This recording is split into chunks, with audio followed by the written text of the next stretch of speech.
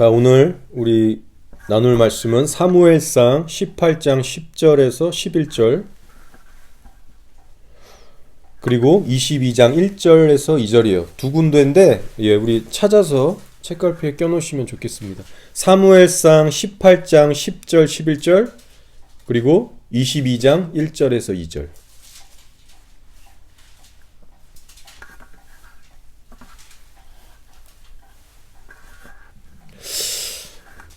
사무엘상 18장 10절 11절을 먼저 우리 다 함께 읽겠습니다. 시작.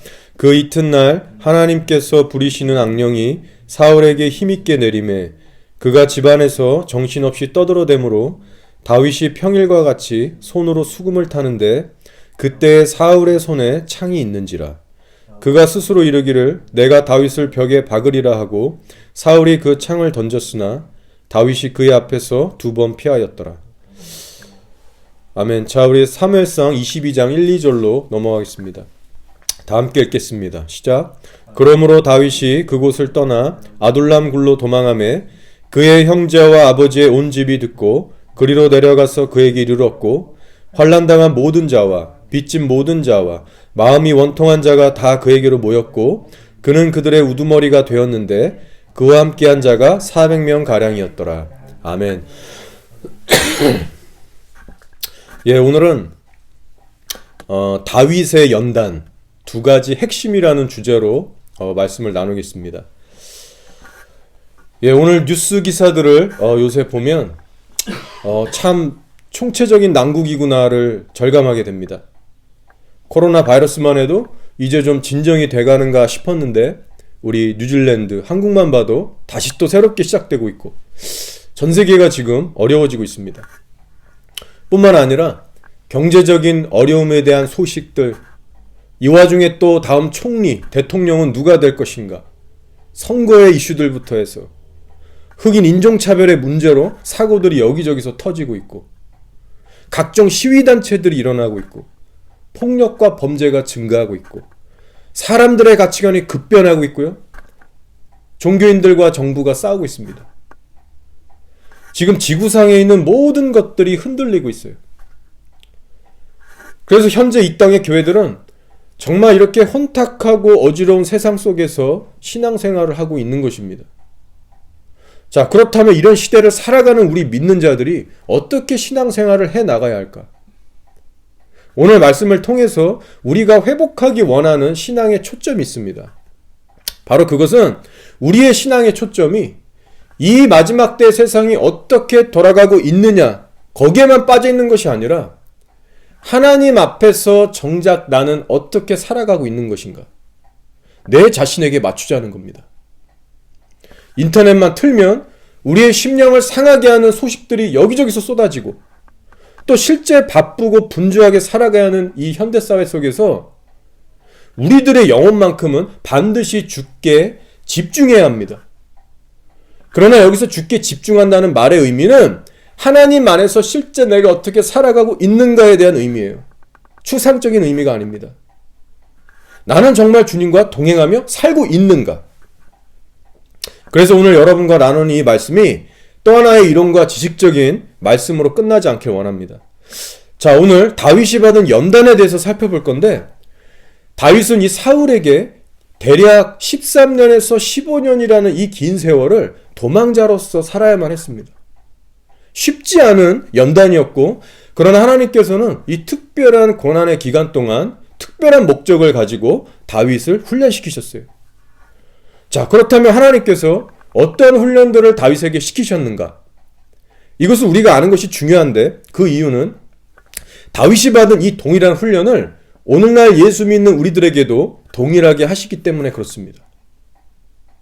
자, 그 이유는 하나님의 성품은 예나 지금이나 변하지 않기 때문에 시대와 문화를 떠나서 사람을 훈련시키시는 그 본질은 같기 때문이죠. 자, 하나님께서 다윗을 연단하기 위해서 그의 인생의 판을 짜십니다. 15년 동안 두 가지의 핵심적인 훈련을 다윗에게 행하시는데 여러분과 함께 이 두 가지의 핵심에 대해서 나누기 원해요. 자, 첫 번째는 바로 악을 선으로 이기는 훈련입니다. 여러분이 시간을 내셔서 사무엘상하를 반복해서 깊게 묵상하시면 이 부분이 명확하게 드러납니다. 다윗이 사울에게 미움을 받아서 쫓겨다니는 이야기가 사무엘상 18장에서부터 시작되고요.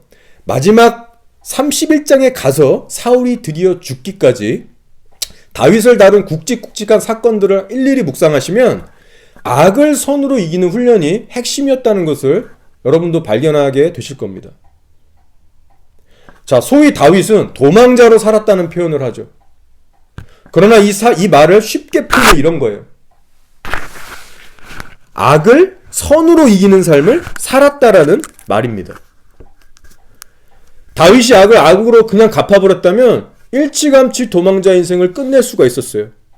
그러나 다윗은 그렇게 하지 않았다는 겁니다.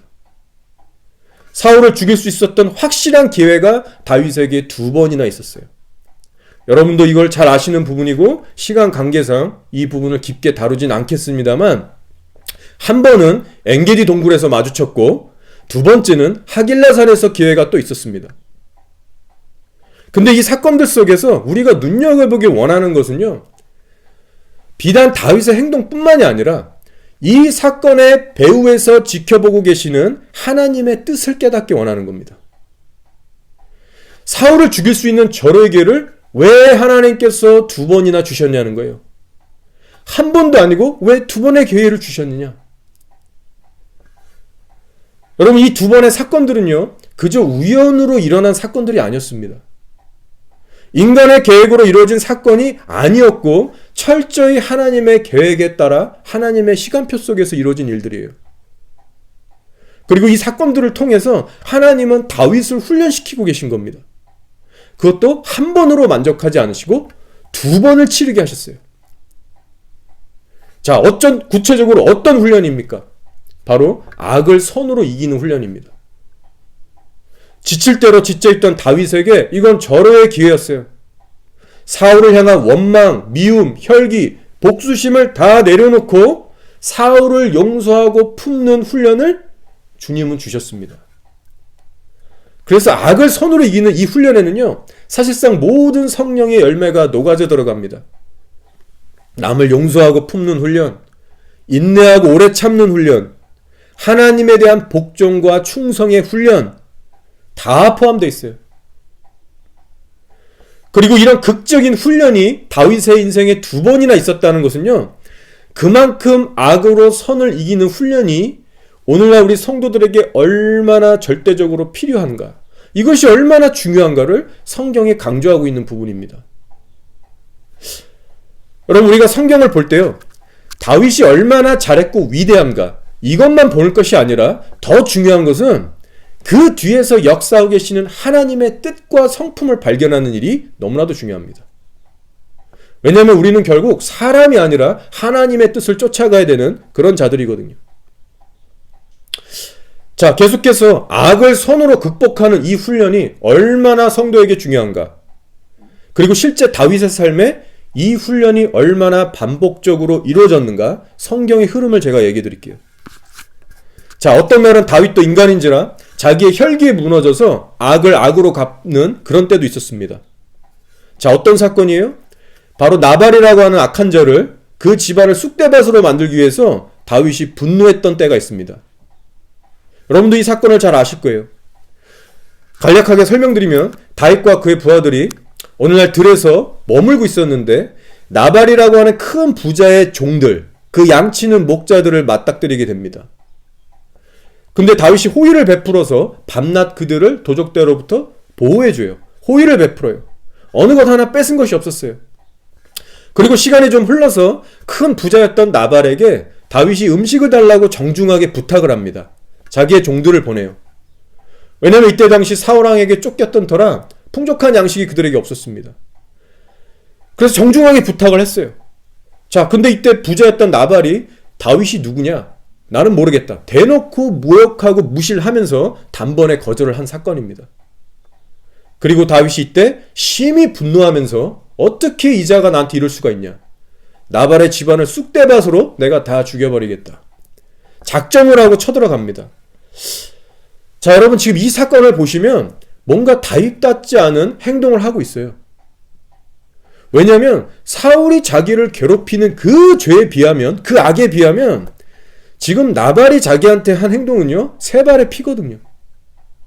사울이라는 사람은 자기를 실제로 죽이려고 그렇게 집착을 하면서 따라다니는데도 그 사울을 용서했지만, 지금 자기 소유를 가지고 안 준다라고 하는 이 나발, 그냥 좀 모욕적인 말을 했다는 이 나발을 지금 필요 이상으로 분노하면서 죽이려고 하는 겁니다.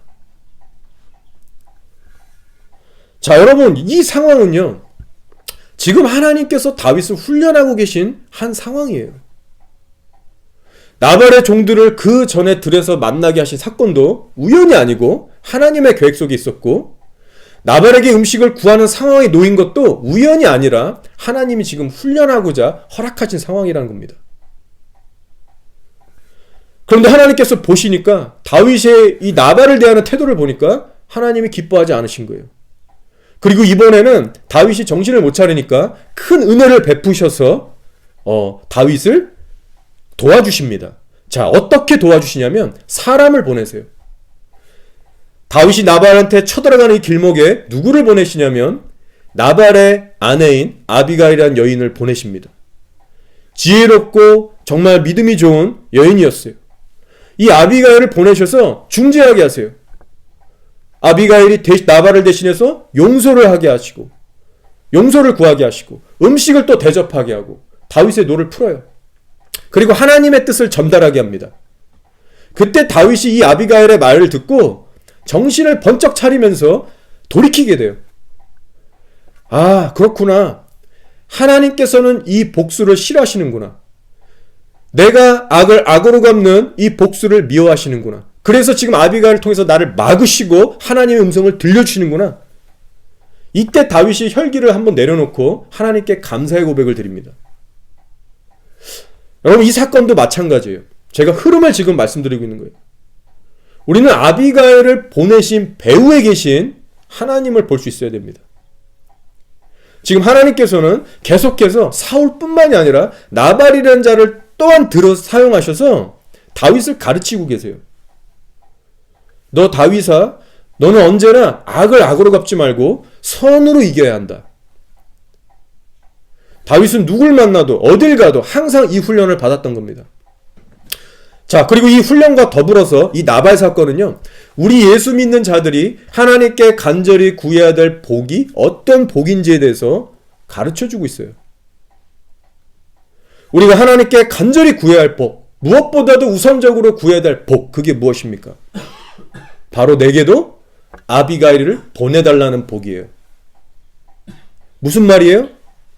내가 앞뒤 분간을 못해서 하나님 앞에서 범죄하려고 할 때마다 나를 간섭하시고 막아주시는 하나님의 손길의 은혜를 의미합니다. 내 손으로 범죄하지 않도록 나의 생각과 마음과 발걸음을 막아주시는 은혜. 사람을 통해서든 환경을 통해 막으시든 말씀이나 꿈이나 어떤 통로를 사용하셔서라도 내가 악을 악으로 갚지 않도록 나를 저지하시는 은혜. 이것이 바로 우리가 하나님 앞에 무엇보다도 간절하게 구해야 될 복 중의 복인 것입니다. 그러나 오늘날 많은 교인들이 이런 복에는 별로 관심을 두지 않아요. 왜냐? 물질의 축복, 건강의 축복, 이 땅에 속한 복이 아니기 때문에 그래요. 그러나 우리가 좁은 길을 끝까지 걸어가기 위해서는 우리에게 절대적으로 필요한 복입니다. 그래서 우리에게 필요한 구체적인 기도가 여기 나오는 거예요. 어떤 기도입니까? 주님, 나발을 향한 분노와 살기에서 다윗을 빼내신 그 하나님의 은혜가 나에게도 있게 하여 주십시오. 내가 주님 앞에서 분별을 못하고 내 혈기와 본성대로 행하려고 할 때마다 나를 막아주십시오. 나의 이 기도를 기억하시고 나를 선한 길로 끝까지 인도하여 주십시오. 여러분, 실제 이런 기도의 응답을 받고 사는 성도와 그렇지 않은 사람과의 삶에는 엄청난 차이가 있습니다. 여러분, 이 기도를 여러분 자신과 여러분의 자녀들을 위해서 심으시기 바랍니다. 정말 놀라운 것은요, 악을 악으로 갚지 않게 하시는 이 하나님의 놀라운 축복이 다윗의 인생의 끝까지 이어진다는 거예요. 사울왕이 죽어서 이 땅을 떠나는 날까지, 사울을 통한 연단이 끝날 때까지 다윗에게 부어집니다. 자, 여러분, 사울이 어떻게 죽는지 아시죠? 이스라엘과 블레셋이 전쟁을 하는데 이 기브아산이라는 곳에서 마지막 전투, 여기서 사울이 죽게 됩니다. 적군이 쏘는 화살에 치명상을 입고 자결을 해요, 사울이. 역시 요나단 또한 여기서 죽게 됩니다. 이스라엘이라는 나라에 있어서 엄청난 비극과 대참패를 맞이한 전쟁이 바로 이 기브아산 전투예요. 자, 근데 이때 당시 여러분 다윗이 어디에 머물러 있는지 아세요? 바로 블레셋이라는 이방 땅 가드왕 밑에서 빌부터 살고 있을 때입니다. 가드왕 아기스라는 자 밑에서 부하로서 살아갔어요. 왜냐? 사울이 하도 쫓아다니고 괴롭히니까 내가 이방 땅에라도 가서 좀 피신하자. 여기까지는 쫓아오지 못하겠지. 하나님이 기뻐하지 않는 거 알고 있지만 그렇게 선택을 또 하고 말았어요. 하나님께서도 이때만큼은 잠시 블레셋에 머물게 하십니다. 한 수년이 됐을 거예요. 자, 그리고 시간이 지나서 어느 날 블레셋이 이스라엘과 전쟁을 하려고 출전을 하는데 이때 다윗이 모시던 이 가드왕 아기스 왕이 다윗에게 충성을 요구해요. 너가 이스라엘 민족이지만 이때가 너의 충성을 나에게 보일 때다. 우리가 지금 이스라엘을 치러 가는데 너도 함께 가서 이스라엘을 쳐라. 네 충성을 보여라. 명령을 합니다. 그리고 다윗도 이때 실제 이스라엘과 싸우려고 블레셋하고 합류해서 가려고 작정을 했어요. 사울왕에게 하도 고생을 당해서 그런지 정신을 못 차리고 자기의 민족을 싸우려고 블레셋을 도우려고 합니다. 그러나 여러분 놀라운 것은요. 이때 또다시 하나님의 간섭하신 은혜가 다윗에게 임하기 시작하는 거예요. 마치 다윗이 나발을 죽이려고 할 때 아비가일을 보내셔서 그 범죄의 현장에서 끄집어내신 것처럼 또 다른 하나님의 은혜가 다윗의 삶에 역사되기 시작합니다. 하나님께서 어떻게 일하세요? 아기스를 뺀 블레셋 모든 방백, 리더들의 마음을 만지셔서 다윗을 거절하게 하세요. 다윗은 진짜로 가려고 했는데 이 다윗이 가면 골리앗을 죽인 이 이스라엘 사람 다윗이 이 전쟁에 참여하면 어떤 일이 벌어질지 모릅니다. 왕이 그렇게 얘기하는 거예요. 아기스 왕에게. 이자가 전장에서 마음을 바꿔서 우리를 쳐서 우리를 바쳐버리면 우리 끝나는 겁니다. 절대로 안 됩니다. 두려워한 거예요. 싫어했던 거예요. 그래서 아기스 왕도 어쩔 수 없이 다윗을 집으로 다시 돌려보냅니다. 여러분 이 일 역시요. 우연의 일치가 아닌 거예요. 다윗을 향한 하나님의 큰 은혜였습니다. 다윗이 악을 악으로 갚지 못하도록 범죄 현장에서 빼내신 거예요. 이 블레셋과의 전투, 이 기브아 전투에서 하나님의 계획은 뭐였냐? 사울 왕을 죽이시려고 작정한 전쟁이었어요. 그의 아들 요나단 또한 여기서 망하기로 계획되어 있었던 겁니다. 그렇기 때문에 장차 이스라엘의 왕이 될 이 다윗이 이 블레셋과 합류해서 이 전쟁을 참여해서 도와줬다면 다윗이 얼마나 후회했겠습니까? 평생 씻지 못할 후회와 슬픔, 범죄를 안고 살아가게 되는 거예요. 그래서 하나님은 악을 악으로 갚지 못하도록 범죄 현장에서 다윗을 빼내신 겁니다. 이때 당시 다윗은 깨닫지 못했어요. 그러나 시간이 지나서 뒤돌아봤을 때 그 은혜가, 그 섭리가 깨달아졌을 겁니다. 자, 여러분 이렇게 다윗의 연단의 시기를 처음부터 끝까지 보시면 자신에게 창을 던져서 죽이려는 사울을 2번이나 용서하는 훈련이 있었고요. 자기를 숨겨준 그 아히멜렉 제사장 집안을 다 잡아 죽인 그 도액과 사울을 또다시 용서해야 되겠고요. 자기가 선대했던 나발에게 모욕을 받아서 죽이려고 했지만 아비가일을 통해서 자신을 돌아보게 한 사건, 그리고 사울이 죽게 될 그 기브아 전투에서 자신을 빼내신 하나님의 은혜, 지금 이 사건들을 보시면 다윗의 연단이 시작되는 사무엘상 18장부터 사울이 죽는 31장까지 다룬 모든 사건들입니다. 그리고 이 사건들 속에서 발견되는 핵심의 훈련은요, 악을 선으로 이기는 훈련이에요. 제가 제 개인적인 견해를 말씀드린 것이 아니고 성경이 그렇게 말하고 있습니다. 여러분 우리의 현재 삶 속에 악을 선으로 이기는 훈련이 실제로 있습니까? 하나님이 그런 훈련 가운데 여러분을 다루고 계시는 그 손길을 느끼고 계세요? 너무 중요한 부분이에요. 다윗과 같은 예배자가 되길 원하는 사람들은 이 땅에 많지만 다윗이 통과한 이 훈련을 인식하고 이것을 핵심적으로 여기면서 살아가는 성도들은 많지 않습니다. 다윗이 10년이 넘게 훈련을 받은 핵심이 이것이라면 예수를 믿는 우리의 삶도 동일해요. 이 시간 우리의 삶에 일어나는 모든 고달픈 인간관계들이 하나님의 눈으로 재해석되는 그 은혜의 축복이 있기를 바랍니다. 자, 그리고 한 가지 짚고 넘어갈 것이 있어요. 그것이 뭐냐면 다윗이 어떻게 그 악한 사울을 계속해서 용서해 줄 수 있었는가? 그가 어떤 특별한 사람이기에 악을 손으로 이길 수 있는데 이렇게까지 할 수 있었는가? 라는 질문이에요.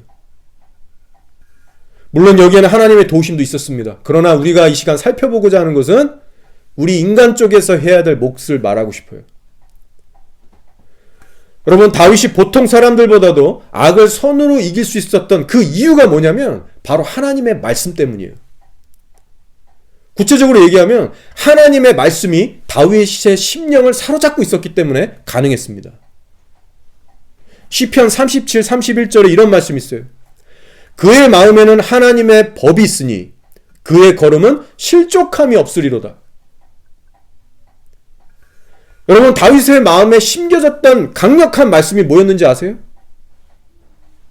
바로 하나님의 기름 부음 받은 자를 내가 치지 않겠다 라는 말씀이었어요. 하나님의 기름 부음 받은 자를 치는 것은 하나님 뜻이 아니라 이 말씀이 다윗의 심령에 큰 내적 부담을 준 겁니다.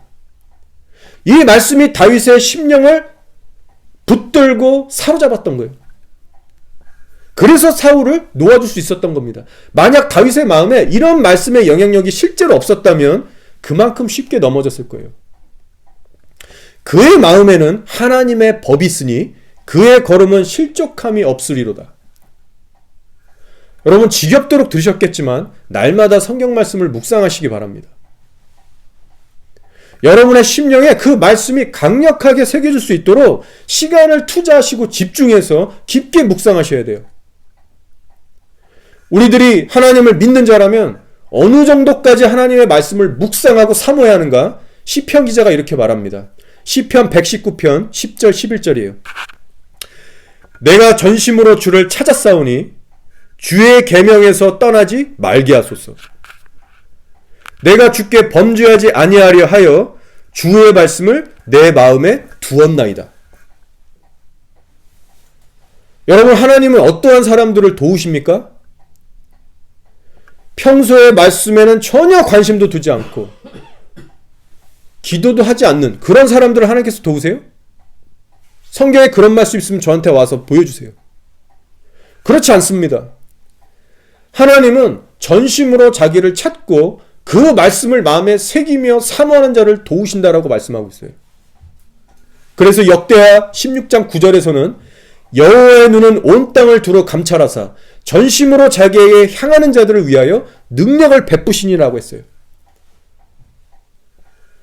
여러분, 다윗을 나발에게서 기브와 전투에서 꺼내신 하나님의 은혜가 값싼 싸구려의 은혜로 랜덤하게 주어진 게 아니에요. 비록 다윗이 넘어질 수밖에 없는 연약한 인간이었을지라도 그는 평소에 하나님의 말씀을 경외함으로 묵상하는 자였습니다. 가슴에 새기고 사는 자였어요. 그래서 그 위기 때 하나님의 은혜가 강력하게 그를 건지신 겁니다. 여러분, 성경을 날마다 먹으시기 바랍니다. 자, 이제 두 번째 포인트로 넘어갈게요. 다윗의 약 15년의 연단 기간 가운데 악을 선으로 이기는 훈련 외에 또 하나의 핵심적인 훈련이 있어요. 자, 이 두 번째 훈련이 뭐냐면 바로 마음이 상하고 고난에 빠져 있는 이웃들을 섬기는 훈련이었습니다. 자, 사무엘상 22장 2절 말씀이에요. 환난당한 모든 자와 빚진 모든 자와 마음이 원통한 자가 다 그에게로 모였고 그는 그들의 우두머리가 되었는데 그와 함께한 자가 400명 가량이었더라. 자, 이때 당시 다윗의 상황을 한번 다시 생각해 보세요. 다윗은 지금 사울에게 쫓기는 도망자의 삶을 살고 있습니다. 자기 인생의 문제도 해결이 안 돼서 버거운 사람이에요. 누구를 도와줄 처지가 아닙니다. 자기 우울증에 빠질 수 있는 상태예요. 근데 하나님께서 어떻게 일하세요? 짐을 더 주세요. 근데 어떤 짐이냐? 다윗의 처지에 전혀 도움을 줄 수 없는, 능력 없고 빚지고 원통하고 환난에 처한 무리들을 400명이나 다윗에게 붙여주셨어요. 같이 있으면요, 덩달아서 우울해지고 힘 빠지는 사람들입니다. 그리고 점점 나중에 그 숫자가 늘어나요. 막 600명 그 이상으로 갑니다. 여러분, 지금 이 일을 세상적으로 보면 어때요? 내가 우울하고 지칠 때는 좀 나보다 긍정적이고 가진 것도 좀 많고 인생에 문제가 없는 좀 능력 있는 자들을 붙여주셔야 이게 정상 아닙니까? 그게 하나님의 진짜 복 아니에요? 그래야 내가 그 사람과 교제할 때 힐링도 좀 되고 좀 조언도 받고 얻을 게 있는 거잖아요. 그러나 하나님께서 지금 어떻게 일하고 계세요? 반대로 일하고 계세요. 화려한 왕궁에서 잘나고 명예 있고 뭐 돈 많은 이런 사람들하고 머물게 하신 게 아니라 밑바닥으로 다윗을 내리셔서 그 밑바닥에서 고생하고 있는 영혼들을 섬기게 하세요. 다윗과 똑같이 환난을 당한 사람들, 원통함이 있는 사람들.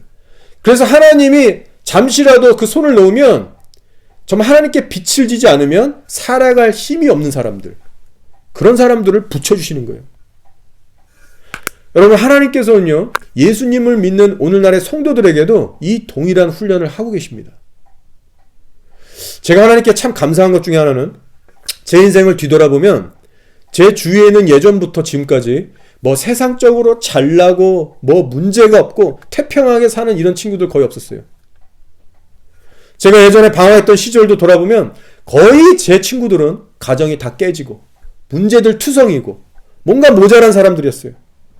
그래서 그런 친구들과 함께 있다 보면 과거 저의 신앙이 좋지는 않았지만 아, 세상에 이런 고난도 있고 이런 친구들도 있구나, 이런 가정들도 있구나, 나름 보고 듣고 깨닫고, 그리고 저는 부족했지만 그들을 위해서 또 기도하기도 하고 나름 복음을 전하기도 한 적도 있었습니다. 그리고 지금도 돌아보면 노숙자 사역을 지금 하게 하셔서 세상에서 소외받고 어려운 사람들을 계속해서 섬기는 훈련을 하고 계세요. 근데 저는 이것이 정말 감사한 겁니다. 최근에도 휴가라서 락다운이 걸려서 어디 갈 수가 없었어요. 어느 날 가족들 데리고 브라운스베이에 비치에 놀러 갔습니다. 그래서 애들이랑 발 담그고 놀고 이제 집에 가려고 그 앞에 상점거리를 딱 가는데 사람들이 정말 많았어요. 근데 그 많은 인파 속에서 자리에 앉아서 구걸하고 있는 한 노숙자가 눈에 들어왔는데 딱 보니까 평소에 저랑 친분이 있는 노숙자인 거예요. 그 사람이 브라운스베이에 있더라고요. 저랑 알고 지냈던 노숙자고 우리 시티 도서관 모임에 종종 자주 왔던 노숙자였던 거예요. 순간 제가 운전하면서 주여, 제가 저 친구를 도와야겠습니까? 짧은 순간 기도하는데 제 마음에 든 생각은 그냥 내가 아는 저 노숙자를 이 브라운스베이에서 이 휴가 기간에 지나치고 나 모른다 하고 지나칠 것이 아니라 가서 왠지 만나야 될 것 같은 마음이 드는 거예요. 그래서 바로 주차를 하고 없는 돈 있는 돈 캐시 다 해서 준비해서 갔습니다. 그 사람 주려고. 평소에는 제가 돈을 잘 주는 것을 꺼려하지만 고민하지만 그때 당시에는 줄 것이 그거밖에 없었거든요. 그래서 그 사람한테 가고 있는데 그 친구가 멀리서 저를 알아보고 제 이름을 부르면서 다가오더라고요. 그래서 제가 이 캐시를 받으라고 주니까 아, 나 괜찮다고 미안한 나머지 이걸 사양을 하더라고요. 그래서 제가 아, 괜찮다, 받으라고, 축복한다고. 그래서 이 친구가 받고 하는 말이 언제부터 시티 도서관 모이냐는 거예요. 그래서 제가 지금은 안 된다, 락다운이어서. 그래서 우리 레벨 2로 가고 리밋이 풀리면 그때 다시 꼭 할 거다. 그러니까 이 친구가 내가 꼭 가겠다, 그렇게 또 얘기를 하더라고요. 그러면서 이제 이런저런 얘기하고 God bless you 하고 이제 헤어지는데 저의 떠나가는 뒷모습을 끝까지 거기서 배웅해주고 쳐다보고 있더라고요. 제가 하나님께 감사드리는 것은요, 이제 꼭 뭐 시티 길거리가 아니더라도 어느 상점, 어느 길거리를 가도 그 앉아있는 낮은 노숙자들이 눈에 들어오게 하신다는 거예요. 그 사람들이 눈에 밟히게 하신다는 거예요. 지난 2주 동안 휴가였지만 다른 노숙자들에게도 연락들이 또 왔습니다. 어느 한 노숙자는 전화가 와서 지금 락다운이 걸렸는데 이번 주에도 시티에서 너네 모일 거냐, 예배 드릴 거냐 확인 전화가 오는 거예요. 여러분 과거를 생각하면 이런 일은 꿈에도 꿀 수 없었어요. 우리가 이 사람들하고 연락망이 없고 그냥 거리에서 드리는 예배이기 때문에 어떤 특별한 광고도 할 수 없었고 락다운이 갑자기 예고 없이 터졌기 때문에 어떤 소식통이 없었는데 핸드폰이 있는 소수의 노숙자들이 이렇게 전화를 하는데 이런 일도 예전에는 상상할 수 없는 그런 일이었어요. 근데 이제는 예배를 나름 사모하는 노숙자들이 비록 소수지만 연락을 하는 겁니다. 예배 드리냐고. 여러분 이건요 경험해본 사람들만이 알 수 있는 감동입니다. 그리고 어떤 친구는 또 연락이 와서 저한테 상황을 얘기해 주는 거예요. 지금 도서관 앞에 락다운이 걸렸지만 도서관 앞에 지금 노숙자들이 와서 방황하고 있다. CT의 사정을 알려주기도 하고 그리고 본인도 지금 사정이 좀 어렵다. 일을 못하니까 나 좀 도와주면 안 되냐. 그래서 이럴 때 도와줘야 되는 거 아니라는 마음이 들어서 카운트다운 바우처를 사서 또 가서 그 친구에게 전해주고 오고 시간이 좀 지나서 문자가 와요. 네가 좀 바우처로 카운트다운 가서 지금 이러이러한 음식들 사서 왔는데 하나님께 영광 돌리고 너무나 감사한다. 제가 지난 3년간 이 노숙자 사역을 해오면서 참 수많은 노숙자들을 만났습니다. 제가 여러분에게 드린 기도 제목 리스트 외에도 이름도 모르고 기억 안 나는 많은 노숙자들을 만났어요. 그 숫자가 얼마나 되는지 저도 지금 가늠이 안 갑니다. 근데 처음에는 영어로 설교하는 것도 너무나 스트레스 받고 일일이 찾아가서 전도하고 섬기는 것도 큰 도전이었어요. 왜냐하면 제가 이전에 한국 노숙자는 섬겨봤지만 영어로 외국인들 노숙자를 섬겨본 경험이 없기 때문에 저도 처음 해보는 거기 때문에 이게 쉽지가 않았어요. 그래서 한 주 한 주 기도로 엎드리고 매달리지 않으면 해나갈 수 있는 그런 저력이 저에게는 없었습니다. 그래서 늘 주님께 했던 기도가 이거예요. 주님, 한국말로 하는 개척교회도 지금 할 일이 많고 손만 대면 할 게 이렇게 많고 어려운데 노숙자 사역이 큰 포션을 차지해서 지금 짐이 됩니다. 하나님, 언제까지 내가 이 사역을 해야 합니까? 주님 도와주시지 않으면 나 할 수 없습니다. 그러나 시간이 지나서 지금에 와서 보니까 저같이 부족한 사람한테 이런 사역을 허락하셨다는 것이 너무나도 큰 축복이고 영광이고 특권이고 선물이라는 고백이 나와요. 예전에도 이런 고백을 했었지만 지금도 더해져요. 그리고 성경을 보니까 이게 주님의 인도하심 맞다라는 컨펌이 드는 거예요. 자, 여유가 하나도 없었어요. 도망자 다윗도. 자기의 인생, 자기의 문제도 해결하지 못하고 벅찬 사람이었어요. 근데 복된 짐을 주셨잖아요. 환난에 처하고 빚지고 원통한 자들을 붙여주셨어요. 근데 이것은 다윗을 변화시키는 복된 짐이었습니다. 그래서 저는 이 말씀을 묵상할 때마다 깨닫는 거예요. 아, 하나님은 이렇게 일하시는 분이구나. 하나님의 섭리는 이런 거구나. 물론 다윗에 비하면 저는 아무것도 아니지만 이 노숙자 사역은 나를 변화시키는 하나님의 귀한 선물이구나를 깨닫게 됩니다. 자, 이제 말씀을 정리할게요. 지금까지 제가 나눈 두 가지 핵심. 첫째, 악을 선으로 이기는 훈련. 둘째, 상하고 깨지는 영혼들을 섬기는 훈련.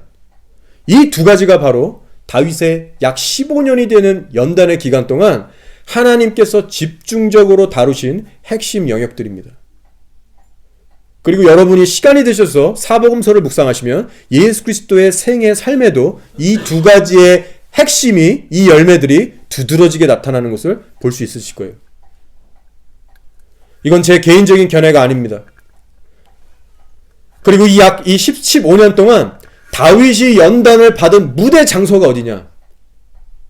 바로 좁은 코딱지만한 유다 땅이었다는 사실을 여러분 주목하셔야 됩니다. 다윗이 지치고 힘들어서 이방 땅으로 피신해 갈 때마다 하나님께서 다윗에게 말씀하셨어요. 야, 너 다윗 유다 땅으로 돌아가라. 거기는 네가 있을 땅이 아니야. 선지자 갓을 통해서 말씀하셨고 어떤 날은 환경을 막으셔서 다윗이 다시 이스라엘로 돌아올 수밖에 없게끔 만드셨어요.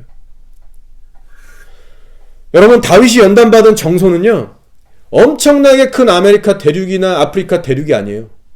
어떤 광활한 곳, 그래서 내가 때로는 쉬엄쉬엄 받고 뭐 여유를 가지고 그렇게 살아갈 수 있는 장소가 아니었다는 겁니다.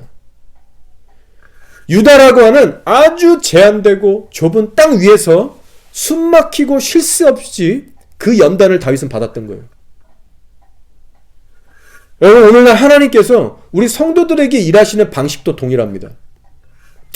맨날 보면서 부딪히고 부대끼며 살아가는 내 가족들 틈에서 이 좁은 가정이라는 단위에서부터 하나님의 연단은 시작돼요. 때론 일탈하고 싶은 충동이 들게 하는 내 가족들, 내 배우자, 자녀, 가족 안에서부터 하나님의 연단은 시작됩니다. 그리고 하나님은 나부터 변화되기를 바라고 계세요. 나에게 연단을 주신 목적은 사울의 변화가 아니라 나의 변화입니다. 그래서 사울은 죽을 때까지 변화되지 않고 죽었지만 사울이 변화되지 않았던 만큼 다윗이 변했어요. 혹시라도 여러분 가운데 변화되지 않는 내 옆에 사울을 바라보시면서 원망과 낙심에 무너져 계시다면 오늘부터 변화되시기 바랍니다. 그런 상태는 사단에게 지금 완전히 사로잡힌 상태고 여러분의 영혼이 죽어가고 메말라가는 상태인 거예요. 아, 저 사람만큼은 죽어도 안 변해. 세월이 그것을 증명하잖아. 지금까지 변하지 않았기 때문에 앞으로도 변하지 않을 거야. 해도 여태까지 안 됐잖아. 초점을 이렇게 상대에게만 맞춰서 내 마음속으로 결론 다 맺어버리고 은근히 저 사람을 판단하고 미워하는, 사랑하지 못하는 그 마음을 가지고 있다면 오늘 그 문제를 가지고 하나님 앞에 나가서 회개하셔야 합니다. 우리가 가장 가깝다는 가족관계에서부터 이 부분을 정복하지 못하면 우리의 신앙에 과연 성장이라는 것이 올까요? 이 부분을 피해가면서 우리가 어떤 다른 훈련을 얘기할 수 있을 것이며 하나님과 가까워질 수 있을까요? 그렇지 않습니다. 나를 힘들게 하는 그들에게 집중하지 마시고 내 자신에게 초점이 맞춰지는 하나님의 귀한 은혜가 있기를 축복합니다. 예, 그렇습니다. 하나님은 이 좁고 단순한 오클랜드의 삶 속에서 우리들을 날마다 연단시키고 계십니다. 우리가 수많은 사람들을 만나 굳이 교제하지 않는다 할지라도, 우리가 소수의 사람들만 관계를 맺고 산다 할지라도, 단순한 우리의 일상에서 여전히 하나님 우리를 깨트리시고 변화시키세요. 우리가 깨지고 변화받기 위해서 더 많은 사람들을 만날 필요가 없고요. 굳이 저 멀리 큰 땅으로 이민 가지 않아도 됩니다. 성령님의 잣대로 보고 있다면 우리는 이미 수도 없이 많은 죄들을 일상에서 짓고 살고 있어요. 여러분, 이 사실에 동의하세요? 이 현실을 우리가 성령 안에서 절실히 깨달아가면서 하루하루 살아가고 있다면 우리에게 주신 이 환경은 나를 변화시키려고 주신 환경이구나. 이미 나에게 차고 넘치는구나. 문제는 환경이 아니라 나였구나. 이 사실을 하나님 안에서 겸손하게 깨닫게 될 것입니다. 문제는 하나님이 아니고 환경도 아니고 저 사람도 아니고 바로 나구나. 여러분, 지금 우리의 시선과 마음이 어디를 향하고 있습니까? 이 마지막 때 세상이 얼마나 악해지고 있나? 자연이 얼마나 망가지고 있나? 앞으로 나는 어떻게 살아가야 하나? 이런 것에만 신경 쓰면서 정작 하나님 앞에서는 아무것도 드릴 것이 없는 그러한 자로 살아서는 안 됩니다. 또한 이 시대 청년들도 마찬가지예요. 세상이 어떻게 돌아가든지 말든지 신경 하나도 안 쓰고 하나님의 말씀이 어떠하든지 전혀 신경 안 쓰고 내 인생 내 마음대로 살겠다. 혹시 이런 마인드로 그냥 막 살고 있다면 오늘 이 시간 회개 자리로 나가시기 바랍니다. 여러분, 이 혼탁한 마지막 때 정작 내 자신은 하나님 앞에 어떠한 자로 연단받으며 세워지고 있는가? 이 부분에 집중하시는 저 여러분이 되기를 축원합니다. 시편 23편을 읽고 마치겠습니다. 여호와는 나의 목자시니 내게 부족함이 없으리로다. 그가 나를 푸른 풀밭에 누이시며 쉴만한 물가로 인도하시는도다. 내 영혼을 소생시키시고 자기 이름을 위하여 의의 길로 인도하시는도다. 여러분, 이 말씀은 진리예요. 하나님께서는 지금 우리가 감당할 시험만을 주고 계시고 항상 선한 길로만 이끌고 계십니다. 여러분, 이 사실을 굳세게 신뢰하시기 바랍니다. 현재 우리 인생에 벌어지는 일들은 결코 우연이 아니라 선하신 하나님의 계획 가운데 있습니다. 우리가 끝까지 믿음과 순종으로 반응하기만 한다면 우리의 인생의 주권자 되신 하나님께서 하나님의 이름과 영광을 위해서 우리의 삶을 책임지고 이끌어 가실 거예요. 그래서 우리의 어떠함이 아니라 하나님의 이름이 높임을 받으실 겁니다. 하나님만이 우리의 소망이고 능력이세요. 아멘. 이 시간 다 같이 한번 우리 기도하겠습니다. 이 시간 우리 한번 기도하실 때 주여 우리의 눈을 열어서 나의 삶에 행하시고 계신 주의 훈련을 보게 하소서. 이 기도를 드리기 원해요. 그래서 나의 관점이 아니라 하나님의 관점을 우리 모든 교우들에게 주셔서 하루하루 주와 동행하는 구체적인 훈련이 있게 앞서서 그 훈련 인식하고 그 훈련을 따라 살아가게 앞서서 그 믿음 순종 나에게 주시옵소서. 그리고 그 실제 삶에서 주와 동행하기 때문에 세상이 줄 수 없는 평강, 안식을 내가 누릴 수 있는 그러한 복된 자들로 만들어 주십시오. 여러분 자신과 여러분의 교우들을 위해서 이 시간 다 같이 한번 기도하겠습니다.